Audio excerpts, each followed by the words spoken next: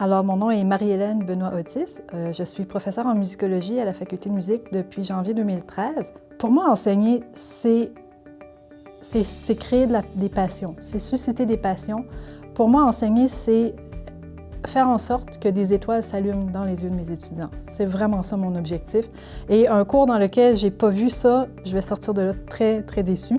Un cours où j'ai vu ça, ça va me porter pendant des jours, des semaines même. Le reste, c'est des détails techniques. Comment on fonctionne exactement, comment on fait pour passer la matière. Évidemment, il y a des choses qui marchent mieux que d'autres. On expérimente, on fait des tests.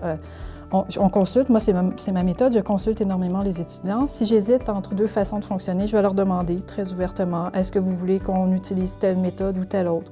Le cours de méthodologie, j'en suis extrêmement fière parce que c'est une matière qui me passionne. Donner un cours magistral de méthodologie, c'est quelque chose qui, ultimement, finit par devenir extrêmement lourd, aussi bien pour la personne qui donne le cours que pour les gens qui sont dans la salle, et 3 heures de temps de ça n'a pas de sens. C'est là que j'ai décidé de mettre tout ça à l'envers, de revirer la chose sur sa tête d'une certaine façon. Donc, on donne la matière théorique aux étudiants avant le cours.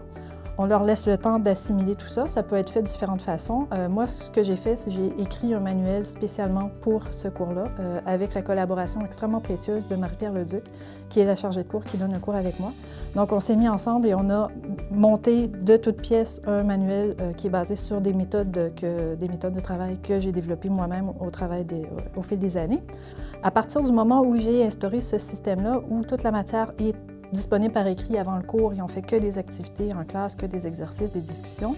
Les étudiants étaient beaucoup plus vivants, beaucoup plus présents. Le colloquium, en fait, c'est un séminaire d'études supérieures qu'on a conçu avec les collègues du secteur musicologie, spécifiquement pour le doctorat, mais en fait, on a décidé par la suite de l'ouvrir aux étudiants de maîtrise aussi.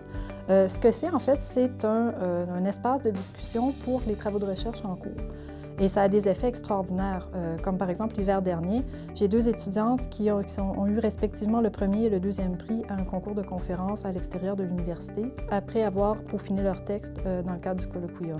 Alors ça, c'était vraiment un très beau moment. J'étais extrêmement fière d'elles, de toutes les 2. De recevoir le prix maintenant, après seulement 5 ans à l'université, pour moi, c'est absolument extraordinaire parce que c'est un encouragement énorme face au travail que j'ai fait avec les étudiants.